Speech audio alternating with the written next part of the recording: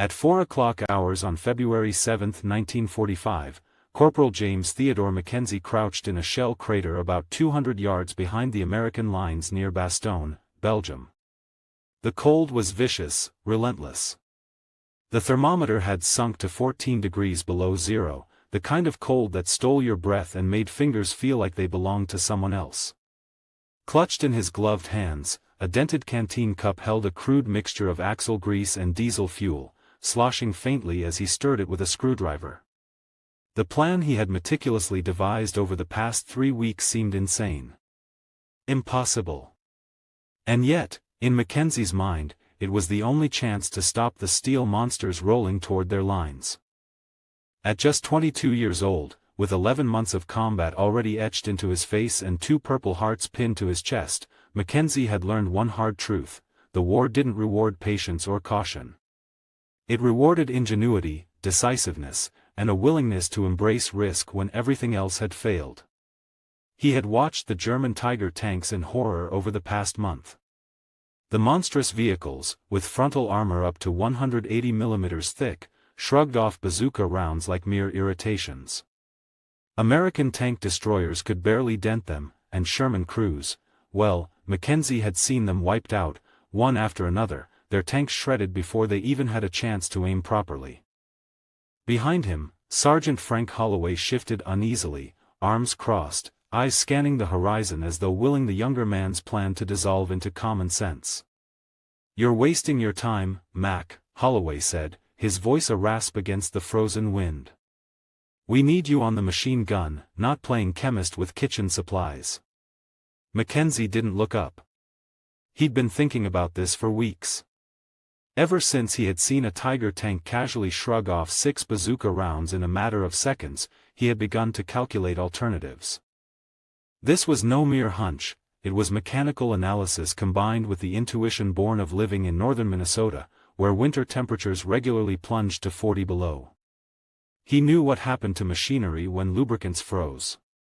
He knew what happened to moving parts when the grease hardened in extreme cold. "You think anyone's going to let us try it?"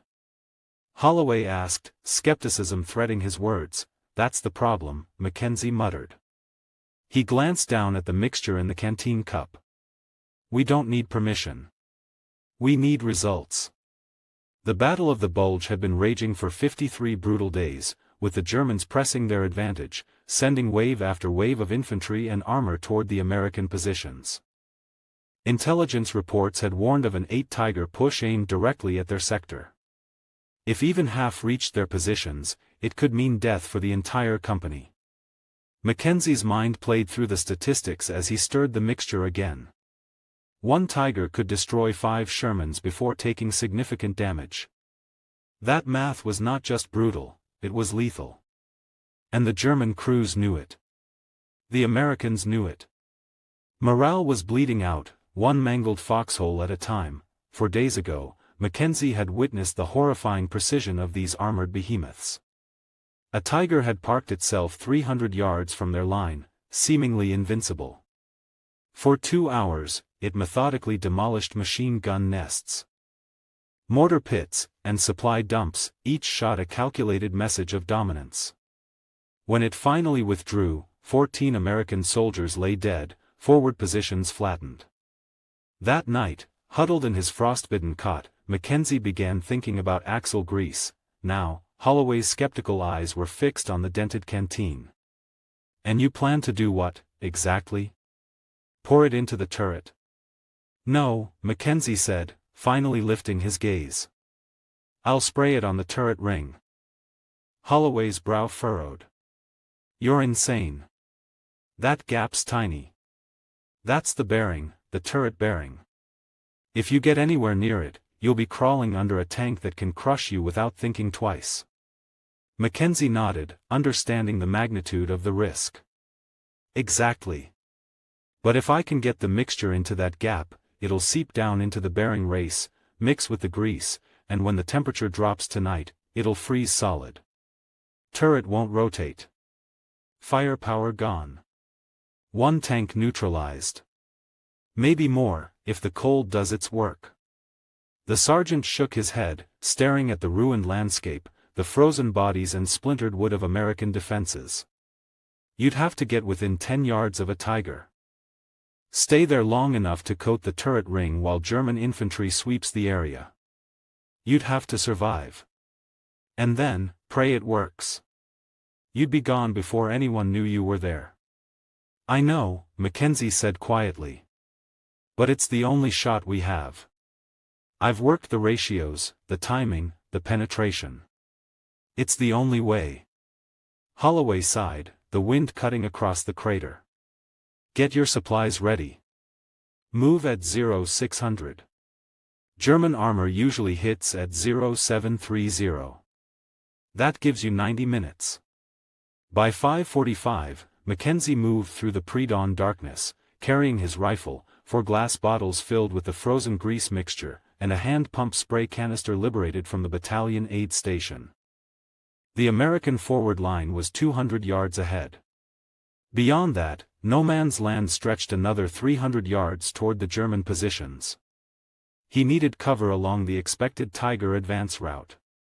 He needed a shell crater or a ruined building where he could remain unseen until the perfect moment. By 6:15, he found a partially destroyed farmhouse, its roof collapsed but cellar intact.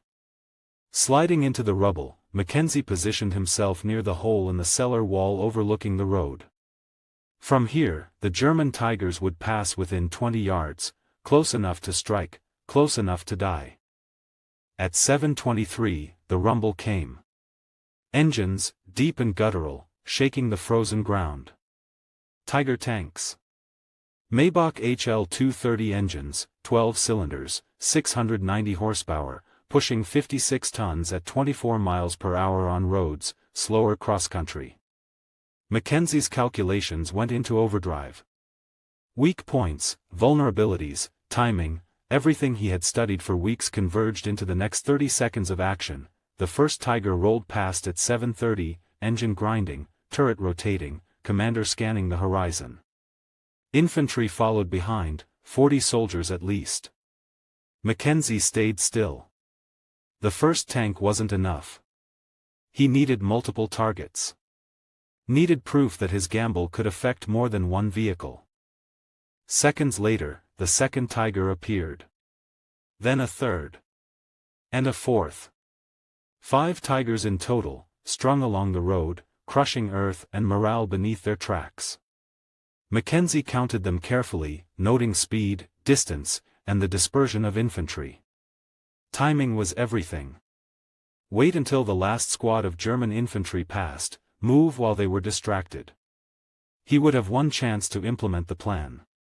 One chance to alter the course of the attack. Creeping out of the cellar, Mackenzie carried his spray canister, moving low through the broken terrain. 50 yards. 40. 30. 20.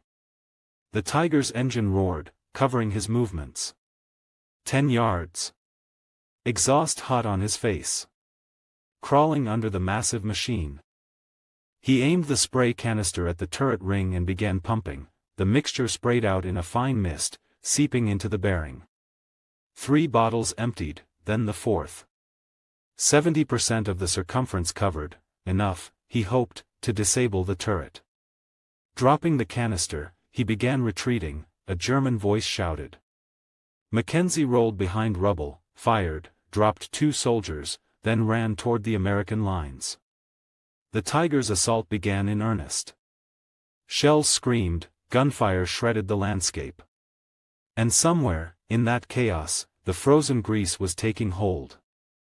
At 8 o'clock, Mackenzie returned to the American lines. Holloway approached, awe in his eyes. The fourth Tiger, the one he had coated, was immobile. Turret frozen. Commander shouting orders that could not be executed.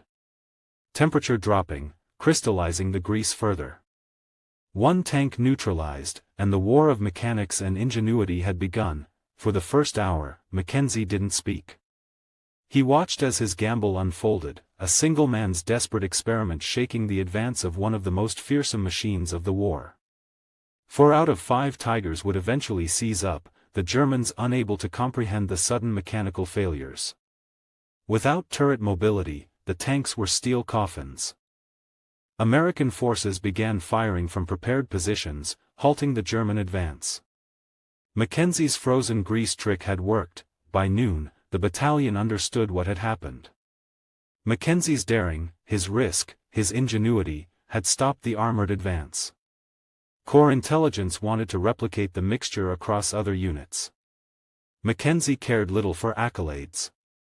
He cared only that his squad survived, that lives were spared by the strange alchemy of grease and diesel, frozen under a Belgian winter sky. By 12:30, the snow-covered fields outside Bastogne had become a chaotic tapestry of war, steel, fire, and ice. The German advance had ground to a halt, not by sheer numbers or brute force, but by the meticulous, almost absurd ingenuity of one young corporal from Minnesota. Mackenzie's gamble, the frozen grease mixture sprayed into the turret ring of the 4th Tiger, had proven the concept worked. But the battle was far from over, the remaining Tigers were faltering. The 5th Tiger, the one he had not sprayed directly, was moving sluggishly, its turret grinding against the contaminated bearing grease. Mackenzie watched through the smoke and snow from the relative cover of a crater, breathing shallow, trying not to give himself away. His rifle rested across his knees, fingers trembling not from fear alone but from the bitter cold that bit through his gloves. He had survived the most dangerous part, crawling within mere yards of a Tiger tank, but that did not mean the danger had passed. Holloway approached, careful, alert. "It's working," he said softly, almost in disbelief. "The others, look at them. They're freezing up." His voice carried a mix of relief and astonishment. "I've never seen German armor stall like that, not even from direct hits." Mackenzie nodded. "It's not the shots. It's the cold. The grease. Once it crystallizes, there's nothing they can do to move the turret." He felt a grim satisfaction, tempered by the knowledge that the Germans' infantry still pressed forward, using the immobilized Tigers as cover. One misstep, one bullet, and he could still die. Across the frozen landscape, the Tigers began to experience mechanical havoc. The 2nd Tiger's turret slowed, faltering slightly, its crew struggling to engage targets. Mackenzie watched, analyzing every movement, calculating every potential outcome. By 9:45, the 3rd Tiger had completely seized, its turret locked solid. The crew frantically tried to operate the hydraulics, banging levers and pulling on mechanisms, but the mixture had penetrated too deeply, crystallizing in the extreme cold. The engines roared, tracks grinding against frozen earth. But the tanks were effectively immobilized weapons, threats without function. Mackenzie felt a chill that had nothing to do with the weather. He realized that his gamble had not only neutralized German armor but had shifted the entire dynamic of the battlefield. Where before the Tigers had been nearly unstoppable, now they were vulnerable, their crews bewildered and frustrated. Infantry, dependent on armored cover, found themselves exposed. And the Americans, hidden in prepared positions with tank destroyers ready, could now take aim at immobilized steel. The battle raged around him. Artillery shells screamed overhead, plumes of snow and earth erupting from frozen ground. Mortars fired in rhythmic volleys, the cracks echoing across the valley. Mackenzie's squad took casualties, men falling where they stood, the snow turning red in places. But the Tigers' incapacitation created gaps in the German lines, and 3rd Squad exploited them. Machine guns opened up, taking advantage of the immobilized armor to suppress enemy infantry. Mortars targeted clusters of soldiers that had relied on the tank's firepower for cover. Holloway crawled over to Mackenzie, keeping low. "You did this," he said, almost in a whisper. "Your work. That Tiger there, the 4th one, is dead in the water." He nodded toward the tank, turret frozen, commander screaming orders that could not be executed. "It's like someone hit pause on the battlefield." Mackenzie allowed himself a brief exhale. He could see the immediate effects of his work. The Germans were improvising desperately. Crews dismounted from immobilized Tigers, attempting to repair the mechanisms. Soldiers scrambled over the frozen ground, trying to shield their commanders and regain control. But nothing worked. The extreme cold had locked the grease in place, turning the finely tuned machinery of the turret into an immovable mass. By 10:30, the results were undeniable. 4 out of 5 Tigers were effectively neutralized. Unable to rotate their turrets and, in effect, blind to everything outside a narrow frontal arc, American tank destroyers, hidden in prepared positions, took full advantage, hitting 2 Tigers directly from the side. Fire and smoke erupted from their turrets, and the crews abandoned the vehicles in panic. The remaining 2 tanks retreated, abandoning the attack entirely, while their crews attempted to reorganize as infantry. Mackenzie watched it all, tension and adrenaline coursing through him, knowing the danger was far from over. Meanwhile, the Americans were exploiting the frozen landscape, artillery and small arms fire synchronized with the immobilized German armor. Mackenzie's gamble had turned what would have been a near-certain disaster into a defensive opportunity. But the battle demanded vigilance. Any misstep, and the remaining Tiger could wreak havoc. Any oversight, and Third Squad could be wiped out. He stayed crouched in the snow, eyes scanning every movement, calculating angles, tracking enemy soldiers and armored vehicles. As the morning wore on, Lieutenant Morrison arrived on the forward line, surveying the battlefield with a mixture of disbelief and awe.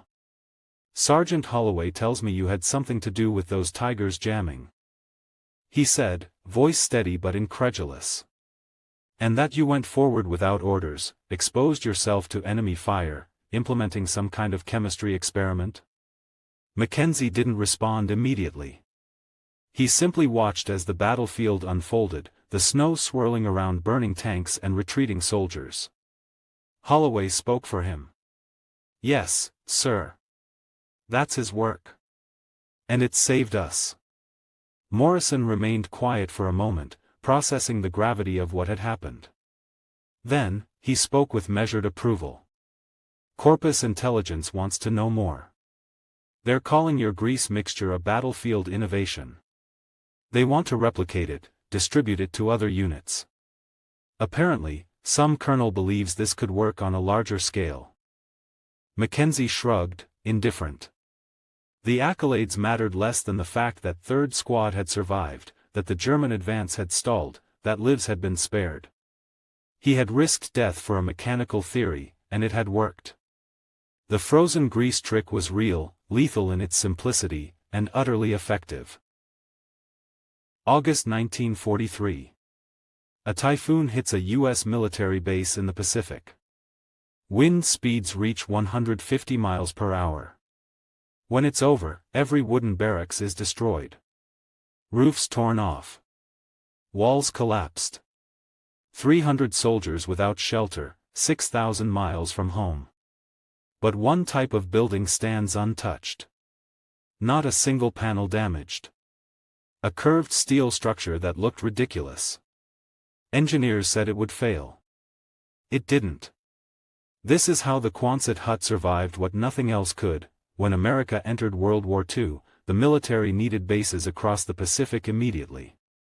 The standard solution was wooden barracks. Simple, fast to build, familiar.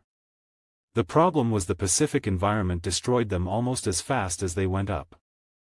The tropical heat and humidity rotted wood in months. Termites consumed support beams from the inside. Buildings that looked solid would suddenly collapse. Maintenance crews couldn't keep up with the decay rate. Then came the typhoons. Pacific storms with sustained winds over 100 miles per hour. Rectangular wooden buildings acted like sails. Wind would catch the broad side, connections would fail, and entire buildings disintegrated. During one typhoon in 1943, a single base lost over 200 buildings in hours. The shipping problem was just as critical. Every piece of lumber had to be shipped thousands of miles across submarine-infested waters. Cargo space was desperately needed for ammunition and fuel.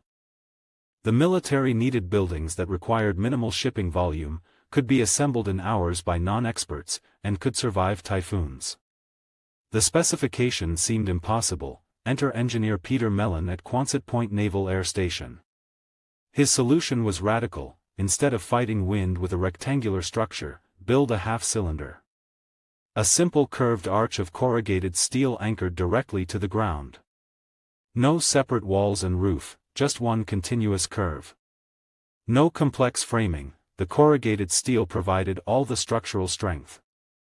Military architects hated it. It looked like a drainage pipe. The curved walls meant lost usable space. The all-metal construction would be blazing hot in summer. The design was too simple, surely something so basic couldn't work, but Mellon understood physics the architects missed. The half-cylinder presents minimal surface area to wind from any direction. Wind hitting the curved surface deflects over and around instead of catching and pushing. An arch converts loads into compression forces along the curve, which steel handles perfectly.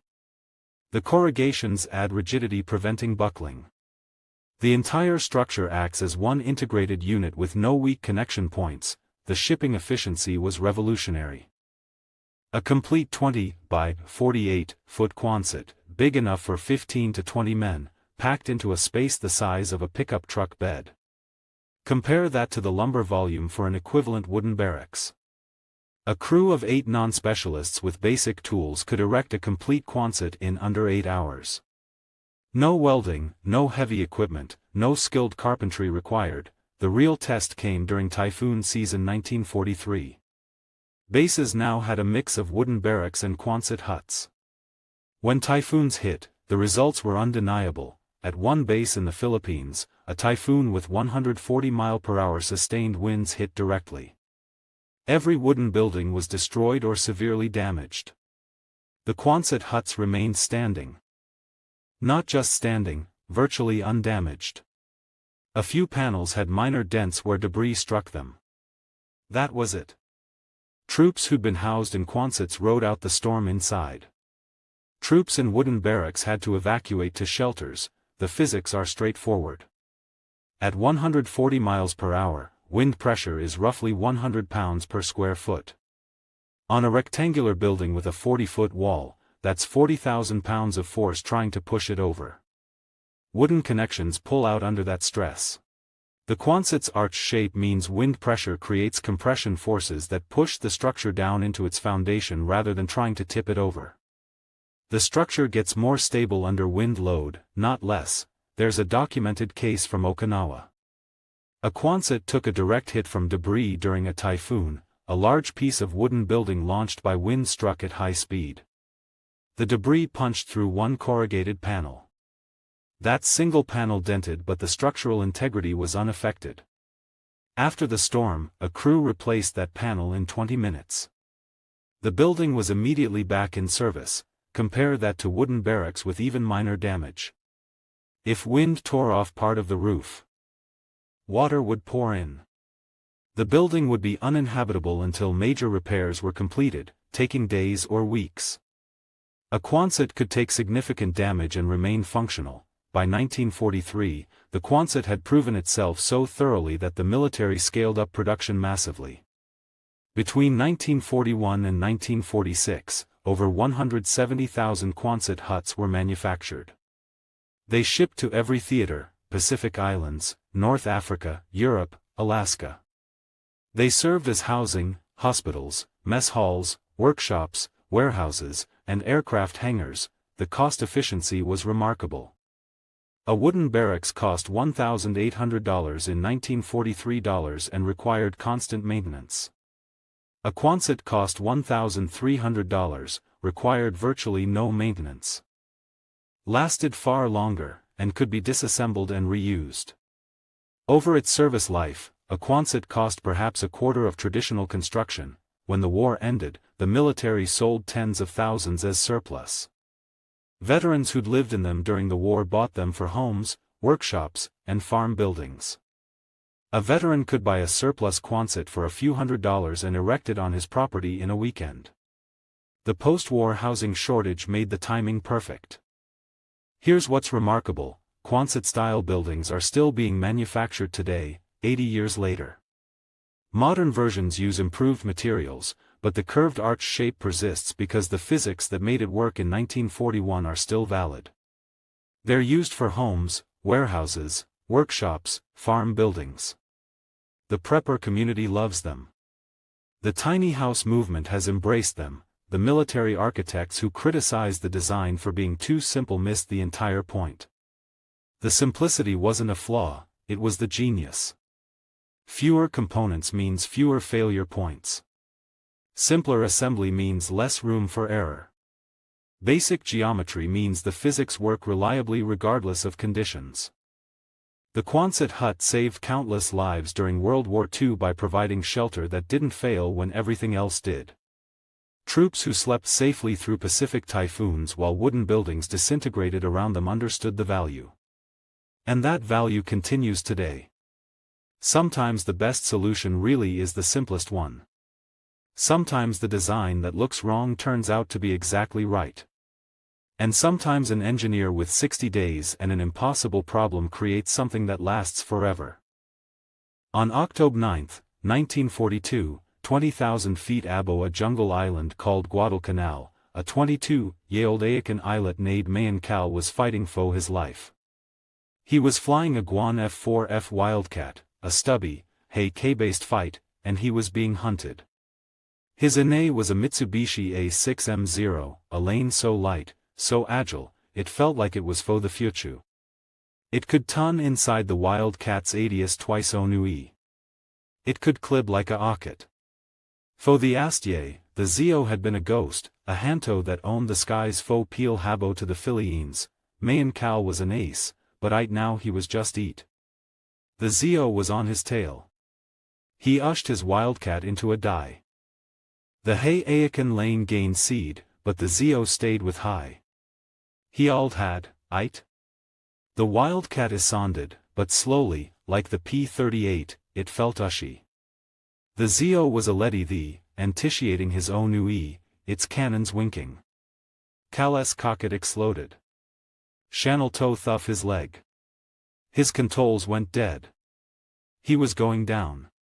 He managed to bail out, landing in the shake-infested weights, sad only by a iacle. This was the reality of the AIY in the Pacific.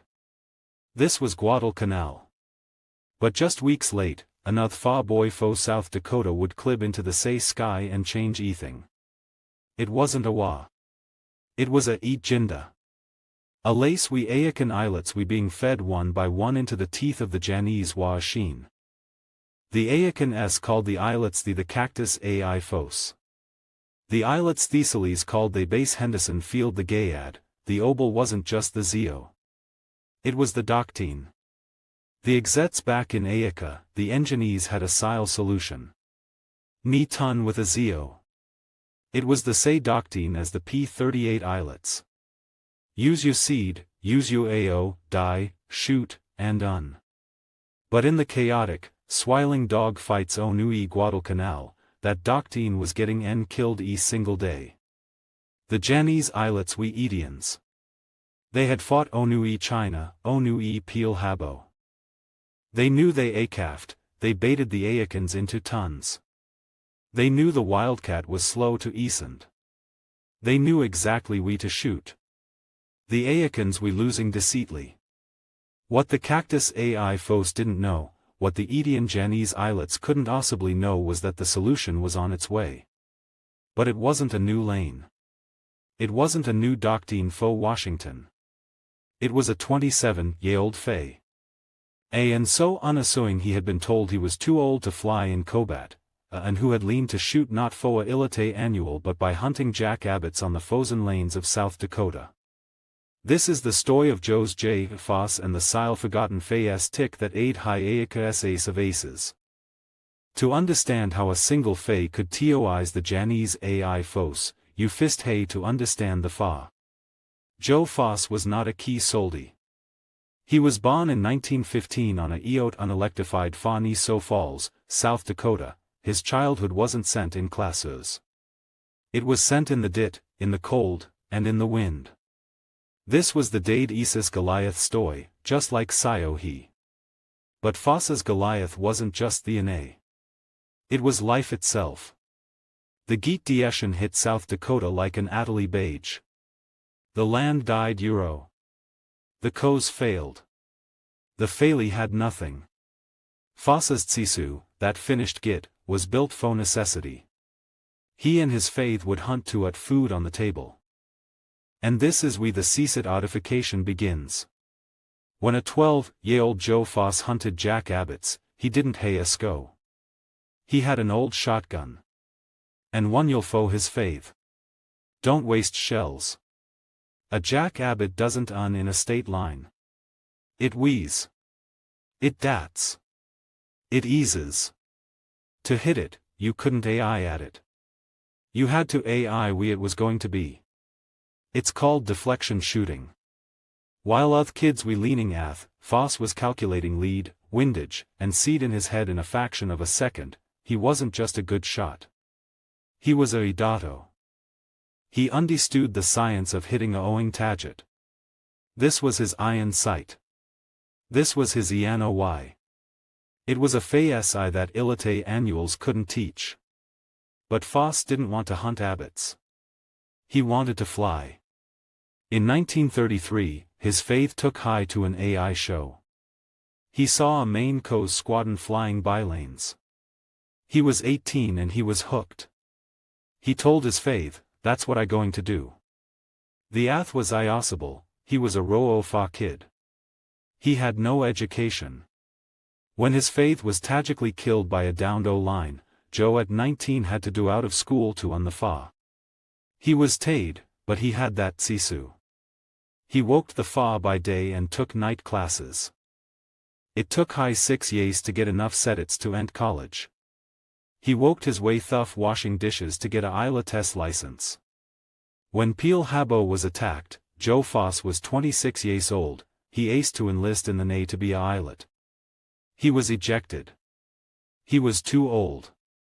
In 1941, the Kyoto off-age for a fight pilot was 25. They told High he could be a flight instructor. Teach oth kids how to fly. It was a devastating blow. It was the engineering office telling McKenna the cables we within sec. It was the exets telling Sio Haiha to use a SCO.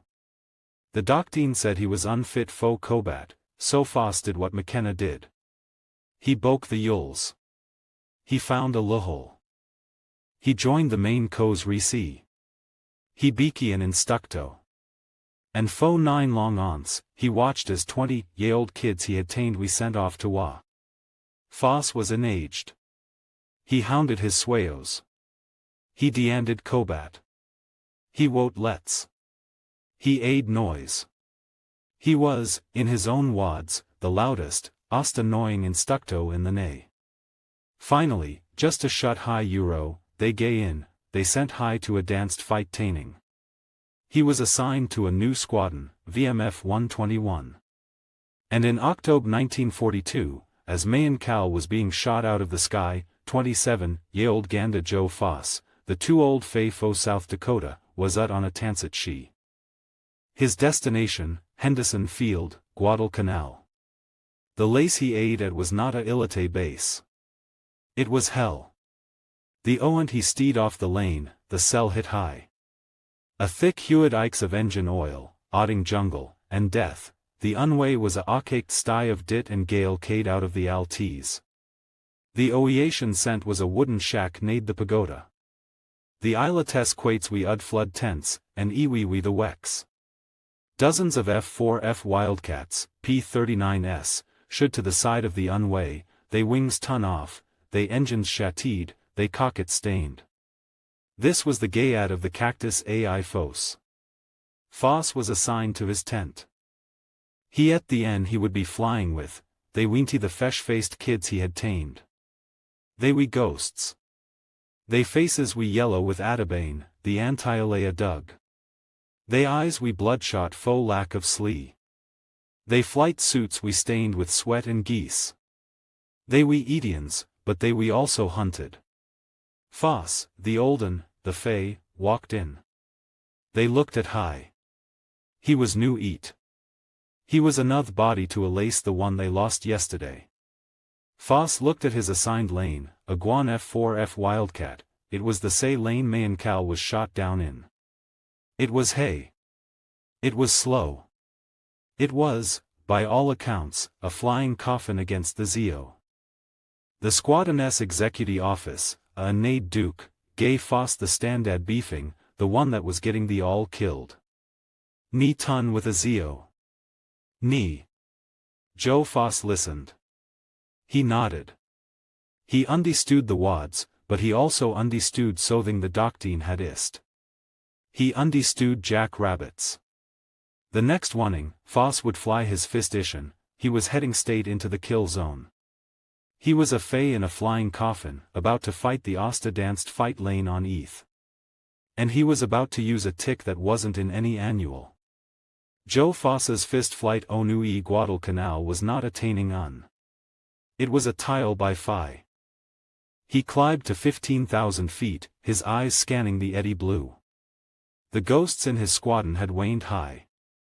They go out of the sun, you need see thee until they is shooting at you. Foss was leading his fist atoll and he felt blind. Then the adio cackled. Bandits 11 o'clock high. Foss looked Euro. He saw the affiliation of Mitsubishi Zios dying. They were fast than anything he had seen.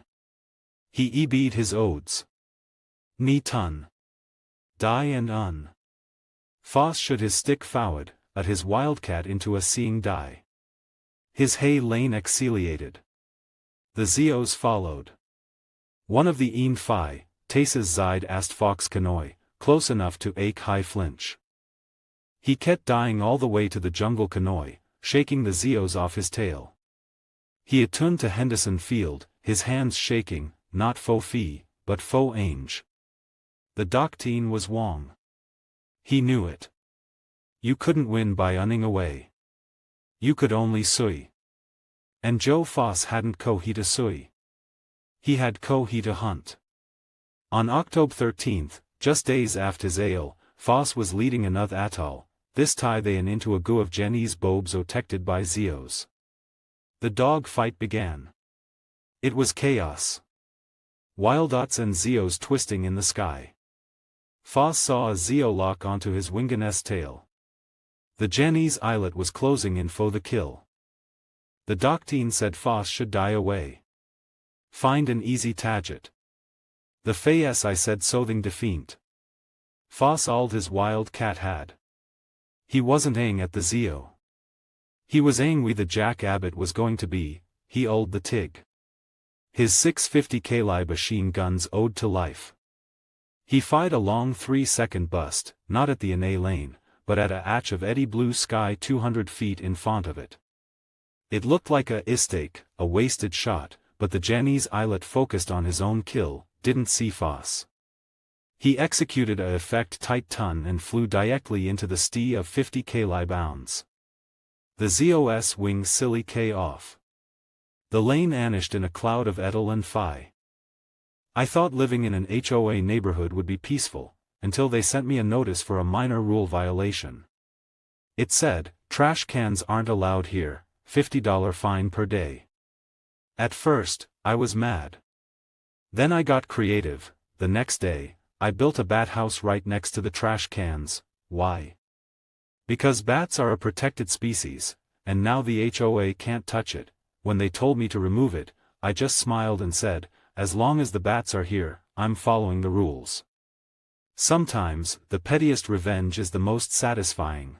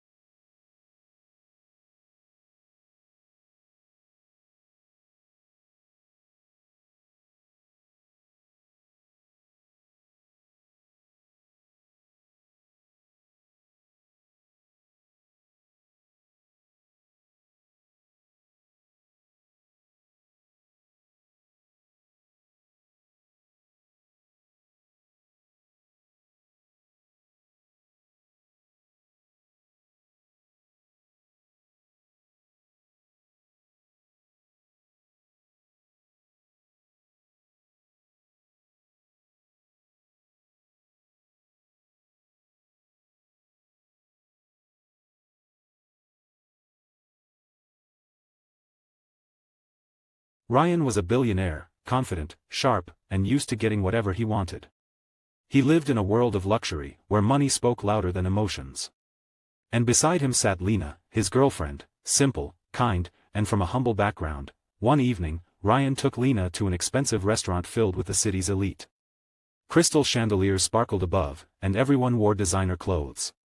Lena smiled nervously, feeling out of place but happy just to be with him, but Ryan wasn't proud of her that night. He looked around, then leaned forward and whispered coldly, "Lena. You don't really fit in here. People will talk. You're not one of us." Her smile faded. "One of us?" she asked quietly. "You mean rich?" Ryan shrugged.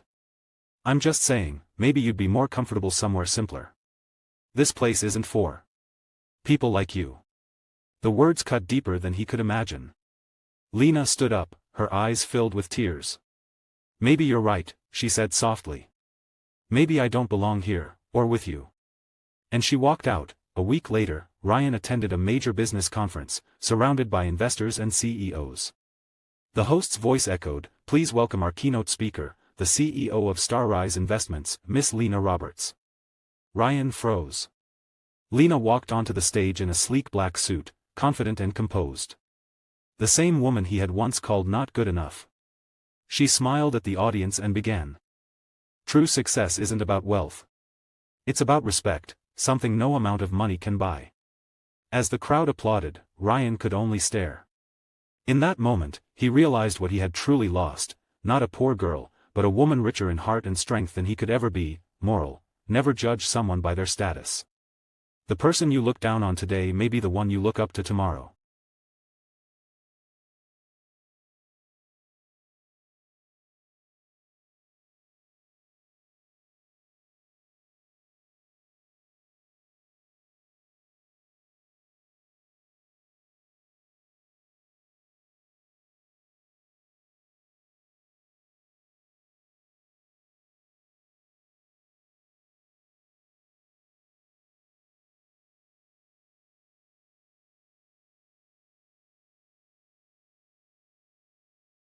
Hello little friends.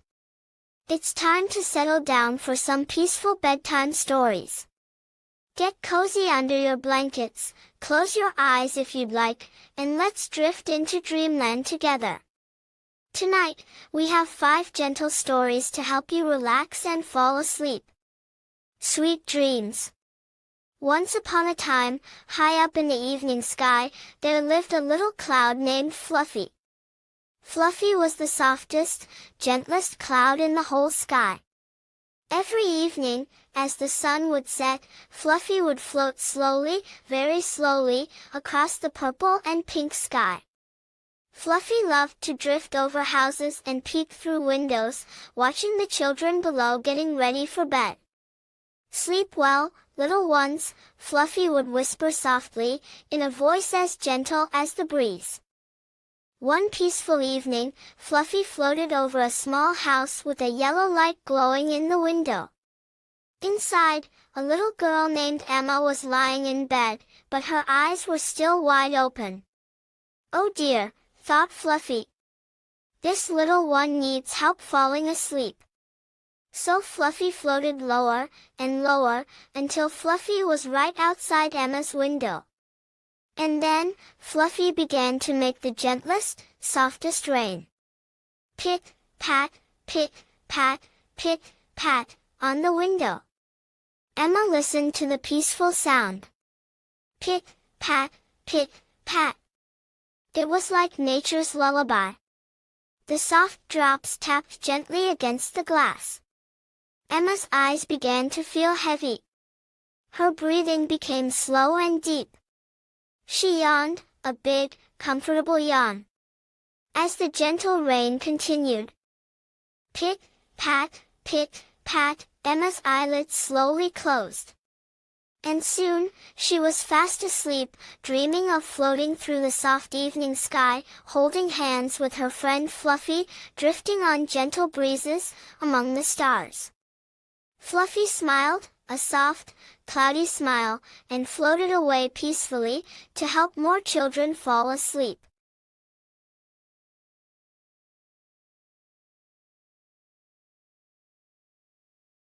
June 1944, Allied bombers approached the French coast carrying the largest conventional bombs ever built. Each tallboy weighs 12,000 pounds, 5 tons of high explosive designed to penetrate deep underground and destroy anything. The target, German U-boat pens at St. Nazaire. Massive concrete structures protecting the submarines that are strangling Allied supply lines across the Atlantic, the bombers release direct hits. The explosions are visible from 20 miles away. Dust and smoke blanket the entire harbor. When reconnaissance aircraft photograph the damage the next day, they can't believe what they see. The U-boat pens are still standing. Not damaged, standing. The concrete roofs absorbed direct hits from weapons designed to destroy anything and barely cracked. How did German engineers build structures that could survive direct hits from the most powerful conventional weapons in existence? This isn't just a story about concrete. This is about engineering taken to an extreme that seemed impossible. And it worked. To understand why these structures exist, you need to understand what was at stake. In 1942 and 1943, German U-boats were sinking Allied ships faster than they could be replaced. Over 3,500 Allied merchant vessels were sent to the bottom. The Battle of the Atlantic was the longest continuous military campaign of World War II, and Germany was winning. U-boats operated from bases along the French Atlantic coast after Germany conquered France. The submarines would leave port, hunt in the Atlantic shipping lanes, and return to refit, rearm, and prepare for the next patrol. The problem for Germany was that these bases were vulnerable to Allied bombing.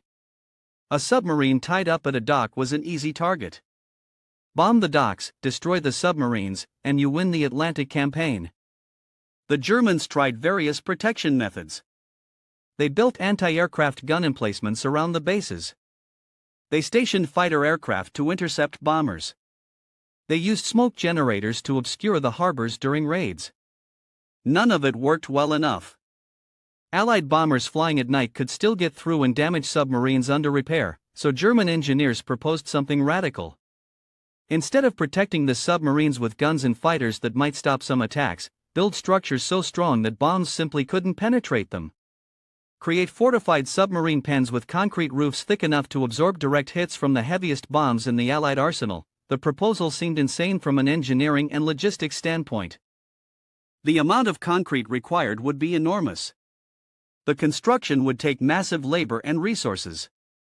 The structures would be among the largest military constructions ever attempted. But the alternative was losing the Battle of the Atlantic and potentially losing the war. Construction began in 1941. The basic design was brutally simple. Excavate massive rectangular bays large enough to hold U-boats. Build walls of heavily reinforced concrete. Pour a roof slab so thick that bombs couldn't penetrate it. Simple in concept. Insane in execution. The roof thickness at St. Nazaire, one of the largest U-boat pen complexes, was over 23 feet of reinforced concrete.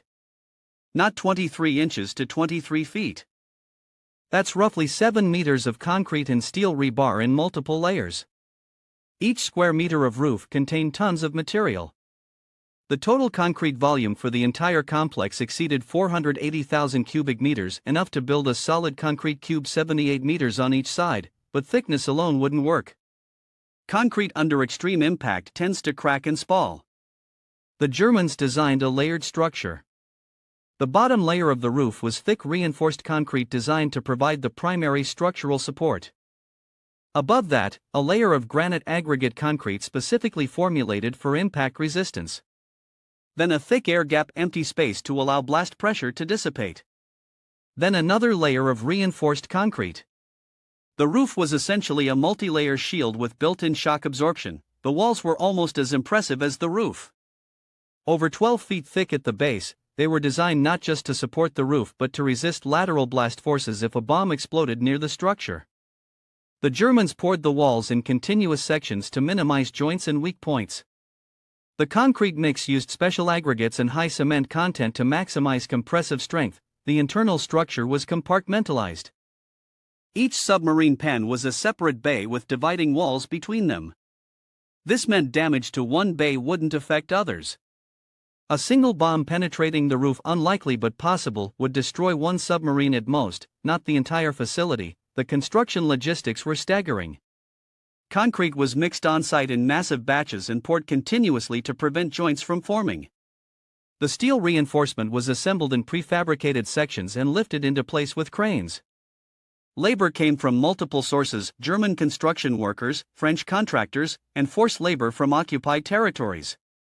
At peak construction, thousands of workers operated in shifts 24 hours a day. The speed was remarkable considering the scale. The Saint-Nazaire complex began construction in February 1941.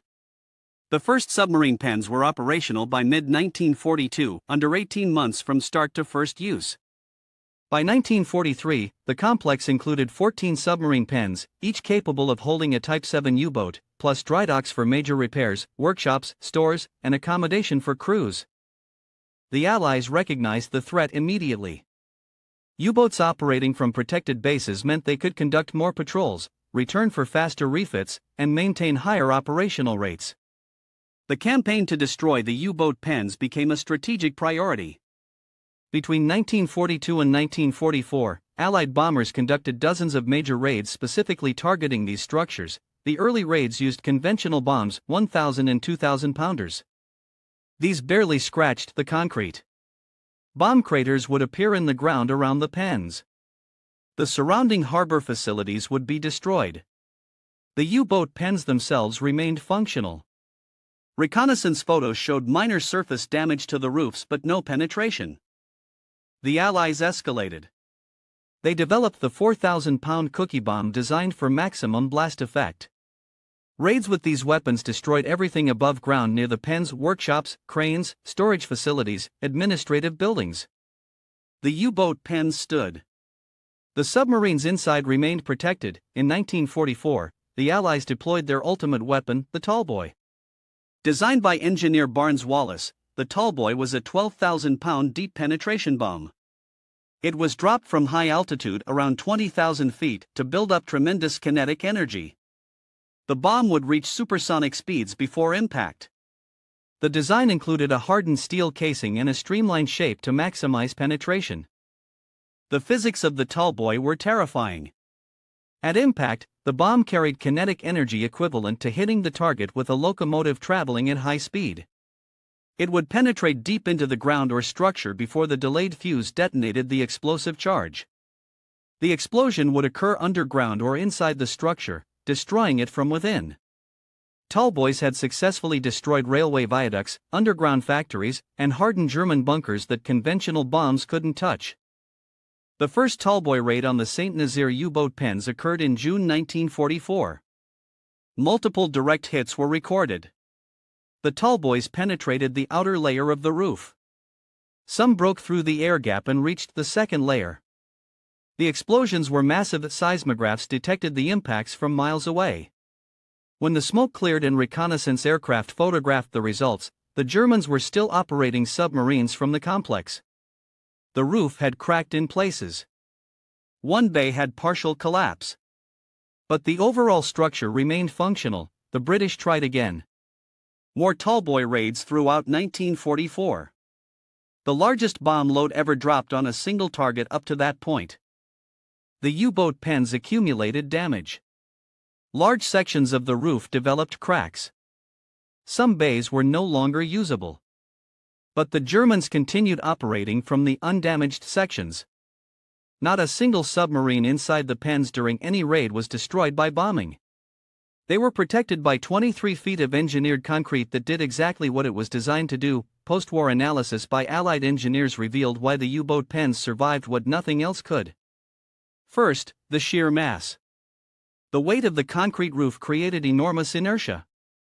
Even a Tallboy impact, carrying tremendous energy, couldn't transfer enough force to the entire structure to cause catastrophic failure. The bomb would penetrate and create local damage.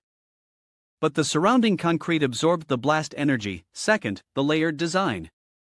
The air gap between concrete layers was genius. When a bomb penetrated the top layer and detonated, the blast pressure expanded into the air gap. This dissipated energy that would otherwise transfer directly to the lower layers. The air gap acted as a shock absorber, something the Allies hadn't anticipated in their bomb designs. The irony is that the U-boat pens became militarily irrelevant not because of bombing but because the Allies won the Battle of the Atlantic through other means: better anti-submarine warfare tactics, escort carriers, long-range patrol aircraft, breaking German codes, and improved convoy systems. By late 1943, U-boat losses exceeded their ability to sink Allied shipping. The pens protected submarines that were increasingly ineffective in combat. Here's the remarkable part. Most of these U-boat pens still stand today, 80 years later. The structures were too massive to demolish economically. French authorities tried explosive demolition on some sections after the war. The concrete absorbed the charges and remained largely intact. The cost to completely remove these structures would be astronomical. Today they serve various purposes. Some are museums and tourist attractions. Some house cultural centers and art galleries. Some are used for commercial storage. The Saint Nazaire complex is partly preserved as a historical site, partly used for marine industry. The massive submarine bays that once protected U-boats now protect boats of a different kind. The engineering that went into these structures influenced post-war military architecture. Hardened aircraft shelters, missile silos, and command bunkers all use principles learned from the U-boat pen designs: layered construction, air gaps for blast dissipation, massive reinforcement, and compartmentalization.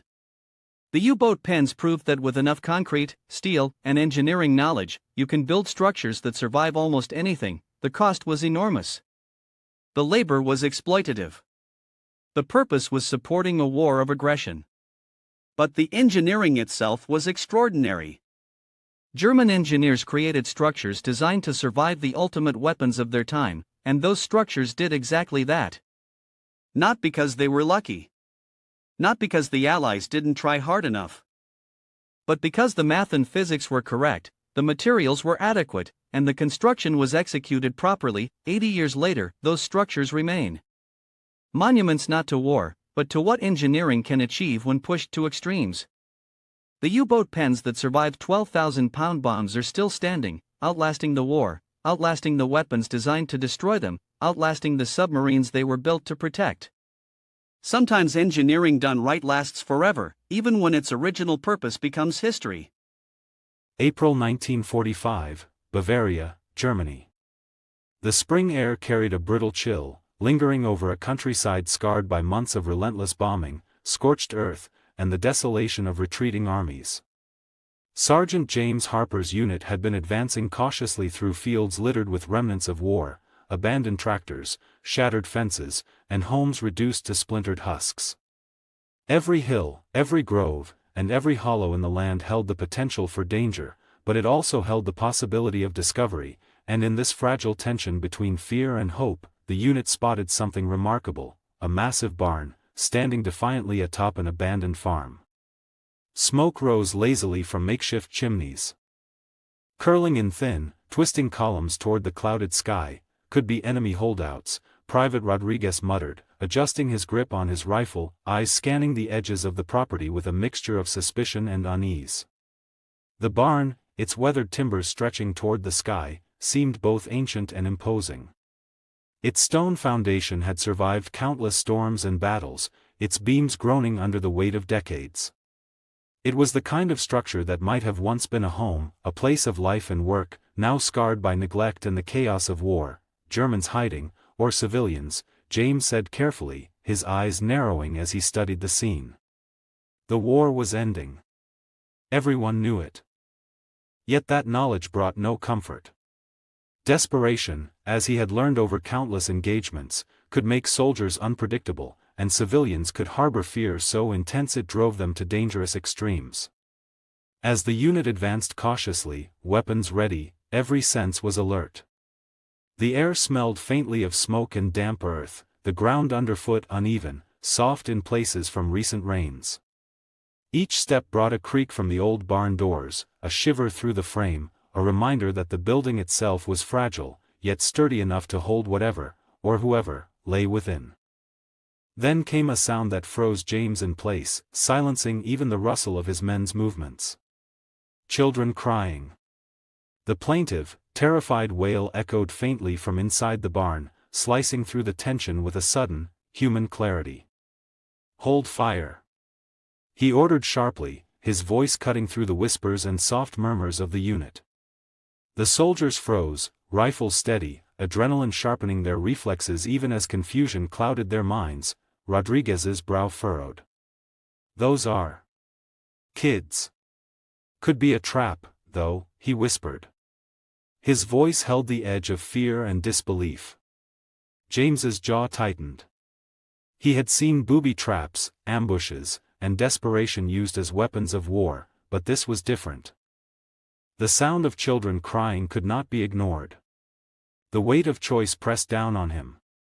Step forward, investigate, risk potential exposure, or step back, leave them, and live with the consequences of inaction. James moved to the barn's massive door, hand steady on the latch despite his racing heartbeat. With a deep breath, he pushed it open. The interior was a sight that would haunt him for the rest of his life. The barn was packed, hundreds of small, trembling bodies huddled together for warmth. Toddlers clutched ragged blankets, older children embraced the younger ones, some curled in silence, others rocking gently or murmuring softly to themselves. Filth and grime coated their clothing and skin. Evidence of long weeks without adequate food, water, or hygiene. Corporal Miller's whisper cut through the quiet gloom. "Dear God! What is this?" An older girl, perhaps 15, stepped forward from the cluster, her face pale, eyes wide with fear and hope mingled. She spoke rapidly in German, voice quivering as if the words themselves were a lifeline to some fragile hope. James motioned to Private Clean, the unit's translator. He knelt, listening intently. After a moment, he straightened, voice shaking as he relayed the girl's message. "They're orphans," Clean said, almost unable to believe it himself. "From all over Germany. Parents killed in bombings, fighting camps.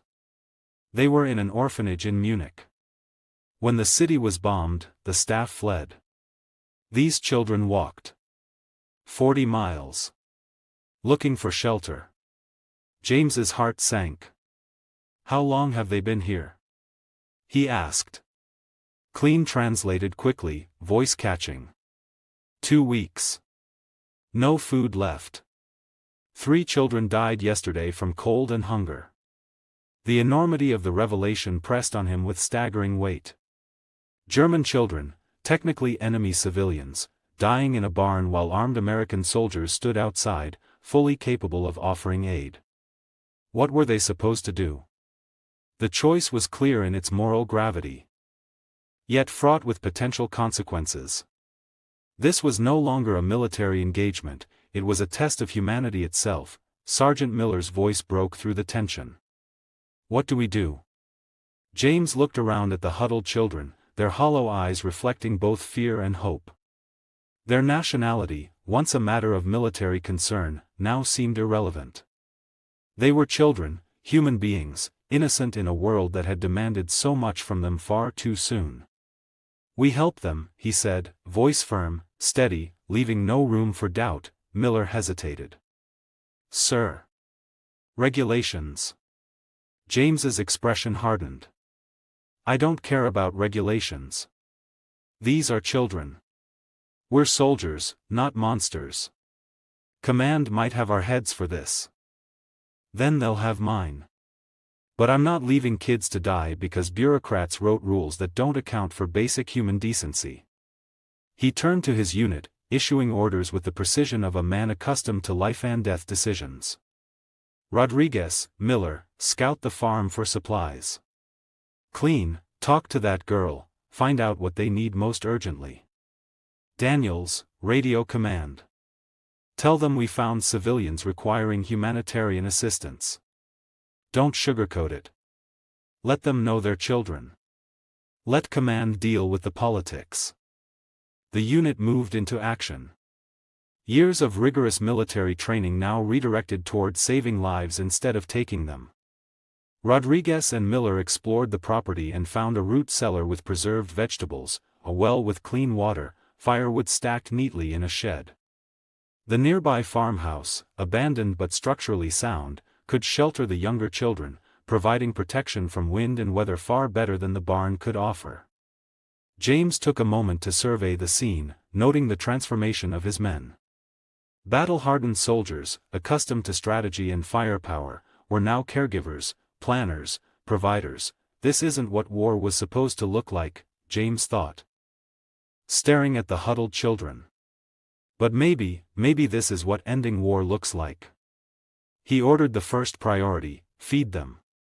Small portions, warm water, carefully rationed. Their stomachs had been empty too long, any sudden intake could be dangerous. Medical needs would follow, triaged according to urgency. Anna, the older girl, stepped forward again, speaking slowly in carefully learned English. Why? Why help us? Her eyes, large and wary, searched James's face. Your children, he said simply. That's all that matters.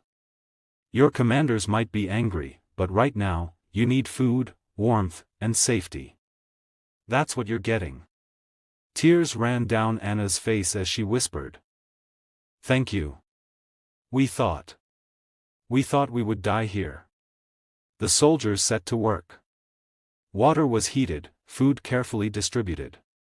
Slowly, the fear in the children's faces began to give way to cautious hope.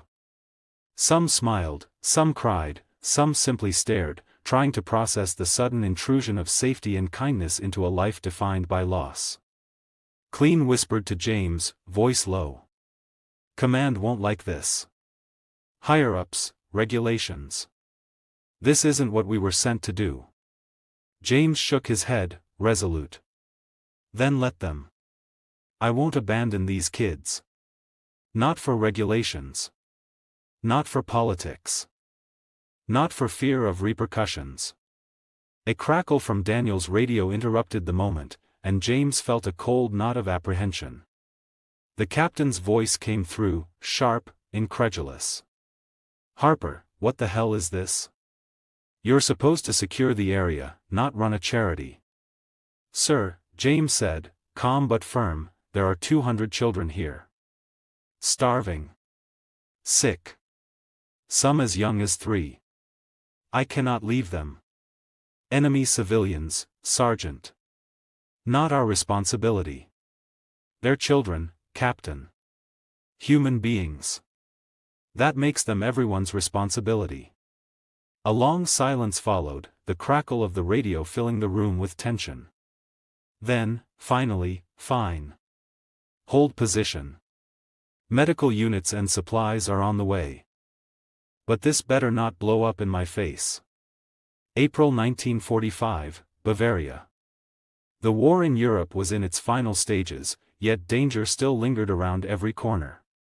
Sergeant James Harper's unit of American soldiers had been moving cautiously through the rolling countryside, the remnants of Germantown scarred by bombs and artillery fire. The countryside seemed eerily quiet, almost like it was holding its breath. Smoke rising from a distant structure caught the edge of James' vision, and he signaled for the men to halt. Through the binoculars, a massive old barn came into view on what had once been a thriving farmstead. Smoke drifted lazily from crude chimneys made of scrap metal. Harper's instincts flared. Could be enemy holdouts, Private Rodriguez murmured, raising his rifle instinctively. James didn't dismiss the possibility, but he weighed it carefully. Could be soldiers, could be civilians, he replied. His voice was calm, measured, though his heart raced. The war was winding down, but that didn't mean the danger had disappeared. Desperate men did desperate things, and even in the final weeks of fighting, civilians had learned to hide or exploit American troops' mercy. The unit approached the barn slowly, their rifles ready, senses on high alert. The barn was old, ancient, really. Thick timber beams and stone walls had withstood decades of weather and somehow survived bombings that had flattened surrounding villages. As they drew closer, James froze mid-step. From within the structure came a sound that cut through the tense silence like a knife. Children crying. Hold fire, he barked, lowering his weapon. Kids? Rodriguez asked, disbelief in his voice. German kids. Could be a trap. James hesitated, then motioned forward. Could be exactly what it sounds like. But we'll find out. Carefully. The heavy wooden doors of the barn groaned as James pushed them open. Inside, the sight was almost too much to bear. The space was packed with children. Their small bodies huddled together for warmth. Ages ranged from toddlers barely able to walk to teenagers, all emaciated, filthy, and terrified.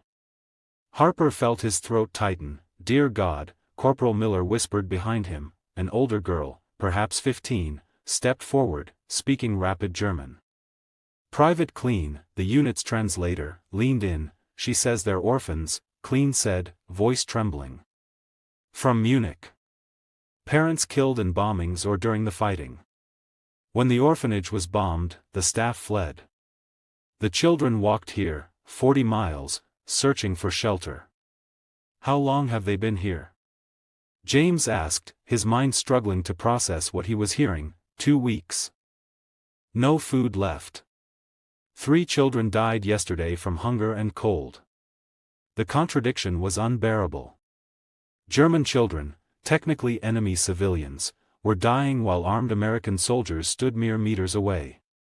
Rules and military regulations felt meaningless against the immediate reality of suffering before them. James' mind raced, balancing logic, protocol, and what his conscience demanded. "What do we do?" Miller asked, finally breaking the stunned silence. James looked around at the barnful of hollow-eyed children. Their nationality, their supposed enemy status, suddenly didn't matter. "We help them," he said firmly, "sir." "Regulations," Miller began. "I don't care about regulations. These are children. We're soldiers, not monsters. We help them. Command can worry about paperwork later. But these kids? Not on my watch." The decision made, Harper directed his team into action. Rodriguez and Miller scouted the farmstead for supplies. Clean spoke with the girl, learning what was needed most urgently. Daniels radioed command, reporting that civilians required immediate humanitarian assistance. Within the next hour, the unit discovered a root cellar stocked with preserved vegetables, a clean well, and a shed with firewood. The farmhouse, though abandoned, was intact and could shelter the younger children. For the first time in weeks, the children had hope.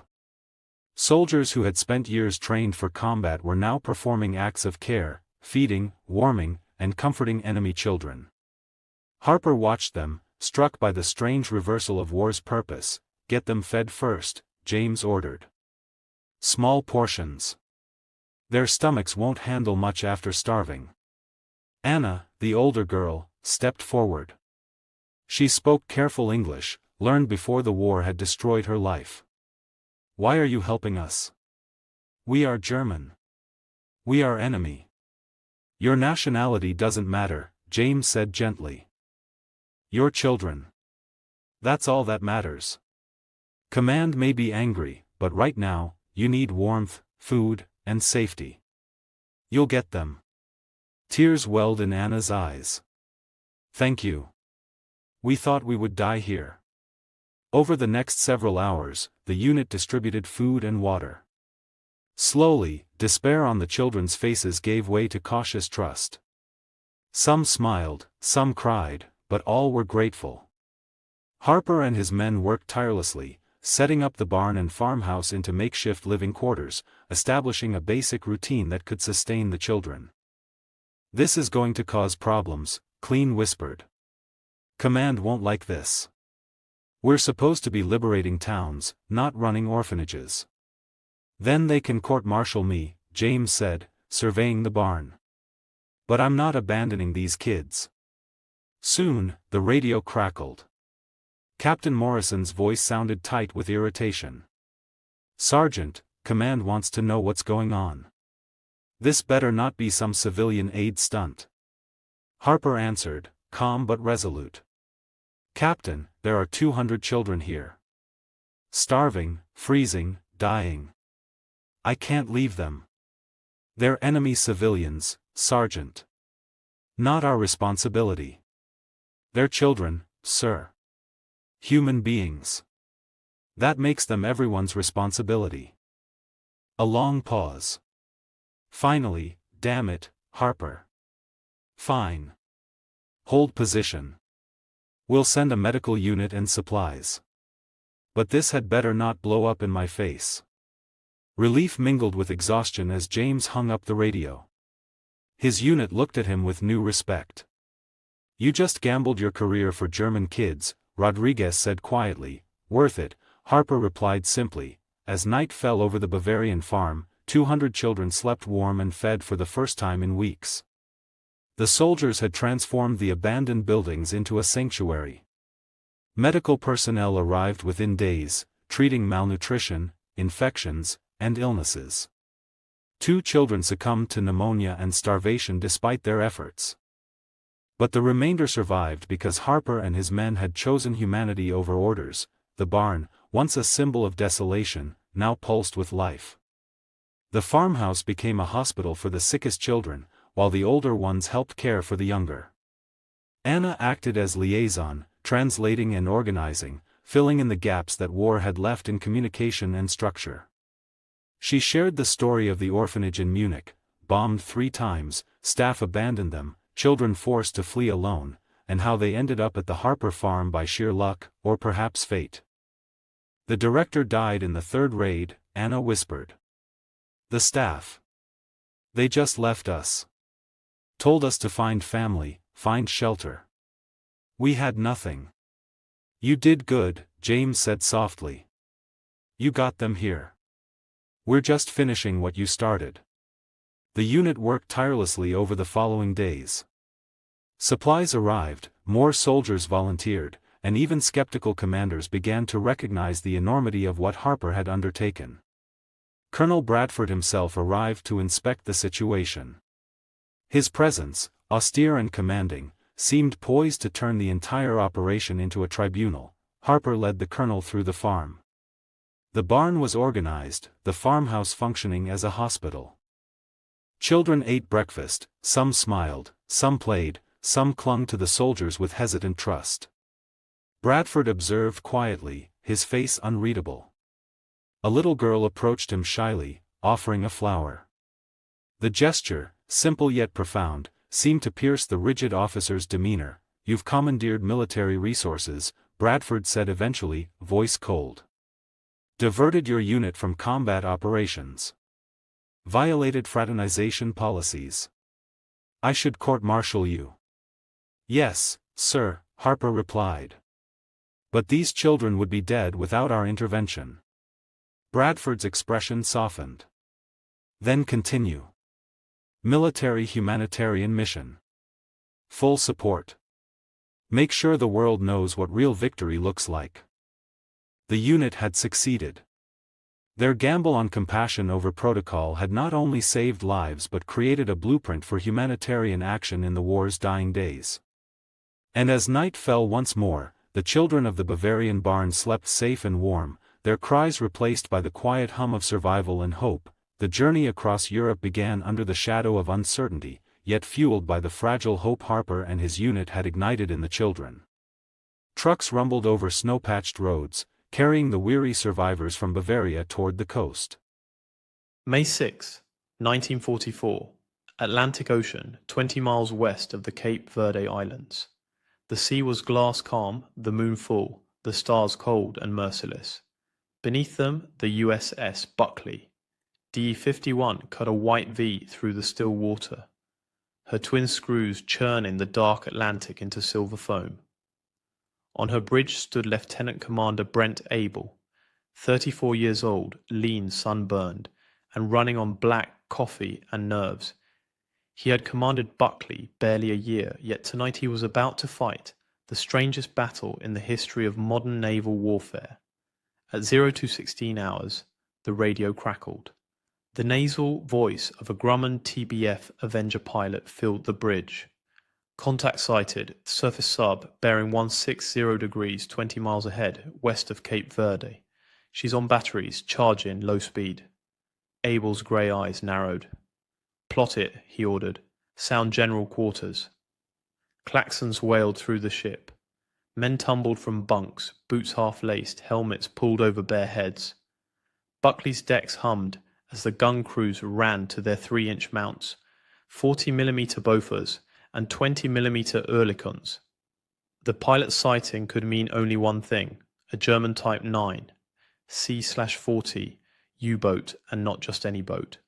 Intelligence had reported U-66, commanded by Korvettenkapitän Gerhard Seehausen, operating near these waters. U-66 was a killer, credited with 33 Allied ships sunk, over 200,000 tons lost to the deep. She had terrorized convoys from the Caribbean to Freetown. If that was the boat ahead, Buckley was about to meet one of the deadliest predators in the Atlantic. "Flank speed," Abel said. "All ahead, 23.5 knots. The destroyer escort surged forward, bow cutting through the moonlit swells. At 0300 hours, the Avenger above continued shadowing, radioing small course corrections. U-66 was on the surface. Diesel engines roaring, recharging batteries after 4 months at sea. Her crew was exhausted, her airfoul, her morale thin. They expected to meet a Milchkuh supply submarine, not an enemy. At 0308, 3 red flares arced into the sky, a recognition signal. The Germans believed Buckley was their rendezvous. Abel's lips twitched in disbelief. "Hold fire, keep closing." 4,000 yards became 3,000, 2,000, 1,000.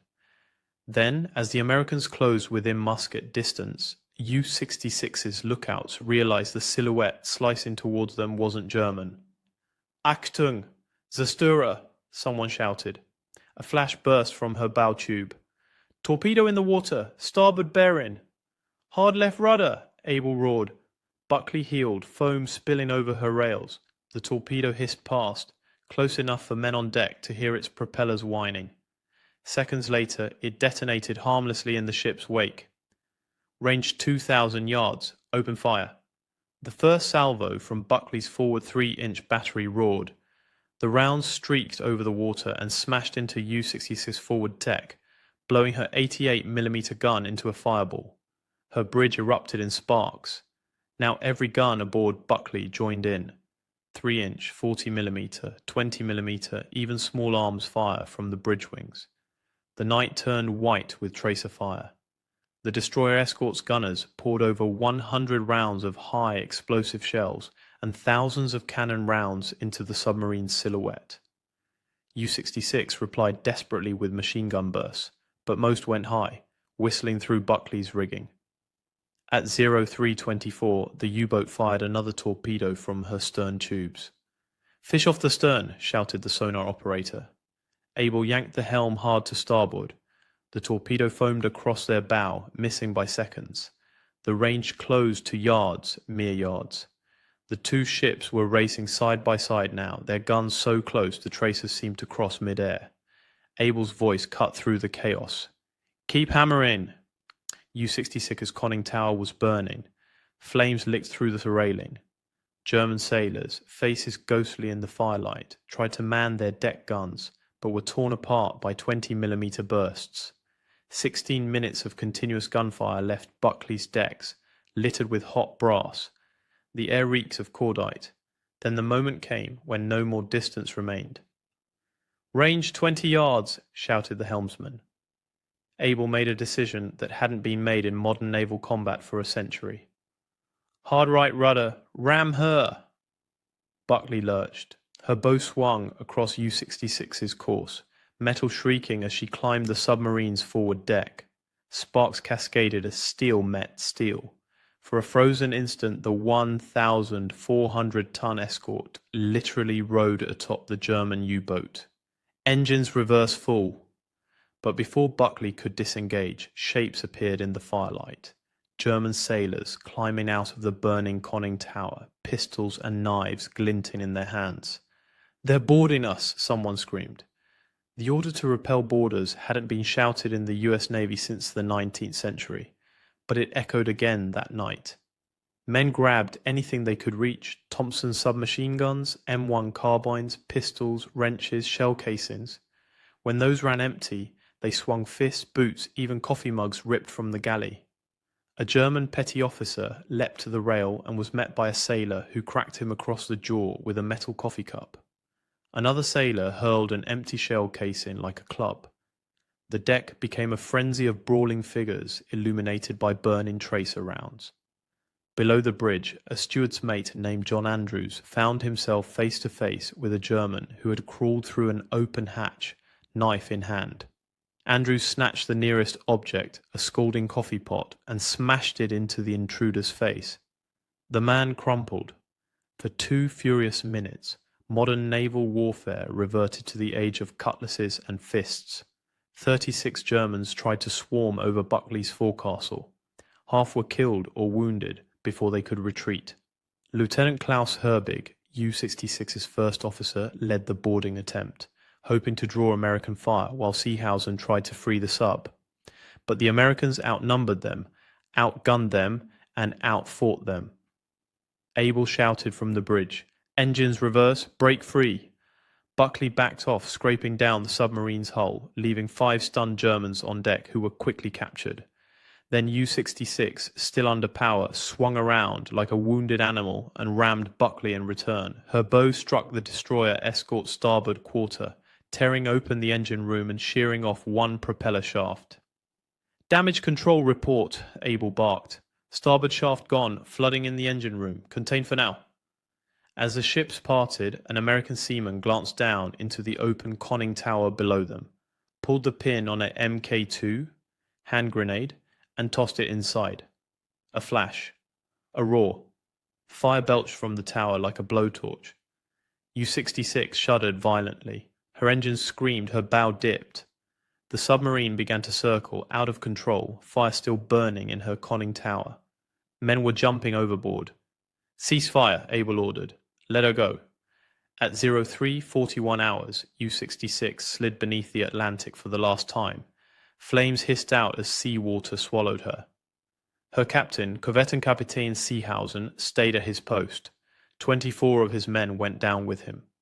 The battle had lasted 16 minutes. Buckley was left smoking, half crippled, and taking on water. 1 propeller gone, hull torn, engine room flooded, 550 miles from the nearest port. Yet she floated. 36 Germans bobbed in the water, some wounded, some stunned. Abel looked down from the bridge. These were the same men who had boarded his ship minutes earlier. His voice was steady. "Lower the boats, we're picking them up." The crew obeyed without hesitation. Tradition demanded it. You saved those who fought you once the fight was over. One by one, the enemy sailors were hauled aboard. Some had burns, others bullet wounds. All were exhausted beyond words. Dawn rose over a sea littered with debris and oil. The Atlantic was still again, as if erasing the chaos of the night before. Buckley's crew gathered on deck, silent, staring at the spot where U-66 had gone down. The smell of smoke clung to their uniforms. Chief Engineer William Dixon approached the bridge. "Sir, flooding's contained, but we've lost the starboard shaft completely. Port engine's still running, but she won't take more than 12 knots. Abel nodded. "Then 12 knots it is. Plot a course for New York." The engineer hesitated. "That's 2,000 miles on one screw." "Better than none." The radio officer handed Abel a fresh message. Confirmation that USS Block Island and her escort group would rendezvous within hours. The carrier's aircraft had been the ones that spotted U-66 in the first place. They'd provide cover on the long, limping voyage home. Abel stepped to the bridge wing. The sea breeze was warm, thick with diesel and salt. Behind him, his men were tending to the wounded Germans, offering water, cigarettes, blankets. Some of the prisoners stared at the Americans in disbelief, as though unable to comprehend kindness so soon after bloodshed. A boatswain's mate whispered to another, "You ever think you'd fight Krauts with coffee mugs?" The other man laughed weakly. "Hell, I didn't think I'd live to drink from one again." By noon, Buckley was steaming eastward at 12 knots, her patched hull groaning, her deck streaked with soot. The Atlantic stretched endless and empty ahead. The battle was over. The journey home had only begun. At 2:16 on May 6, 1944, Lieutenant Commander Brent Isle stood on the bridge of USS Buckley as an Avenger pilot radioed urgent coordinates. German submarines surfaced 20 miles ahead west of Cape Verde Islands. Abel was 34 years old, with 11 months commanding this destroyer escort, but Buckley had never faced a U-boat this close. The submarine ahead was U-66, the seventh most successful U-boat in the entire war. 33 Allied ships sunk, over 200,000 tons sent to the bottom. Abel ordered flank speed, 23.5 knots. Buckley cut through calm Atlantic waters under bright moonlight. Perfect conditions for a surface engagement. The Avenger stayed overhead, feeding course corrections every few minutes. U-66 was recharging batteries, waiting for a supply submarine. She'd been at sea since mid-January, nearly 4 months without resupply. Her crew was exhausted, low on fuel, desperate. At 0308, 3 red flares shot up from the submarine. Recognition signal. The Germans thought Buckley was their supply boat. Abel held fire, kept closing. 4,000 yards became 3,000, 2,000. The gamble worked until U-66's lookouts realized their mistake. A torpedo launched. Buckley turned hard left. The fish passed down the starboard side, missing by yards. At 0320, Abel opened fire. First salvo from the 3-inch guns hit U-66 forward of the conning tower. Direct hit. The submarine's deck gun was knocked out. All of Buckley's weapons engaged, 3 in, 40mm, 20mm. The U-boat returned fire with machine guns, but most rounds went high. Buckley's gunners hammered the conning tower, hit after hit. At 0324, U-66 fired another torpedo from her stern tubes. Abel saw it coming, turned hard right. The torpedo crossed ahead of Buckley's bow. Close. The range closed to 20 yards. Parallel course. Point-blank fire raked U-66 from stem to stern. The submarine's conning tower was on fire. Germans were visible through the flames trying to fight back, but Buckley's guns were overwhelming. 105 rounds of 3-inch shells, 2,700 rounds of 20mm, 418 rounds of 40mm, all in 16 minutes. What happens when a destroyer escort runs out of distance to shoot? Please hit the like button. It helps others discover these stories and subscribe. Back to Abil's decision at 0329. At 0329, Abel made a choice no destroyer escort commander had made in modern naval warfare. Hard right rudder ram the submarine. Buckley's bow rolled up onto U-66's foresail and stayed there. The two vessels locked together, steel grinding against steel. Then Germans started climbing out of the conning tower. Some carried pistols, some had knives. They swarmed onto Buckley's forecastle. The Americans thought they were being boarded. What happened next hadn't occurred in the United States Navy for over a century. Hand to hand, combat on the deck of a warship. Buckley's crew grabbed whatever they could find. Thompson submachine guns, M1911 pistols, rifles. But when those ran empty, sailors fought with fists, with 3-inch shell casings, with coffee mugs from the galley. One German made it inside the ship, reached the wardrobe. A steward's mate beat him back with a coffee pot. The fight lasted 2 minutes. Germans fell, Americans fell. Klaus Herbig, U-66's first officer, led the boarding party from behind the anchor windlass. He was trying to create a diversion, give his captain time to break free, but there were too many Americans, too much firepower. Herbig and his men shouted for surrender. Abel ordered engines reversed. Buckley backed away from U-66, leaving 5 armed Germans on deck. They were subdued immediately, but U-66 wasn't finished. The submarine came around under power, aimed directly at Buckley's starboard side. At 0335, she struck. The collision tore open Buckley's engine room, sheared off the starboard propeller shaft, twisted the stern. 16 minutes from first shot to sinking. Buckley's crew had just fought the only hand-to-hand battle on a US warship in World War II.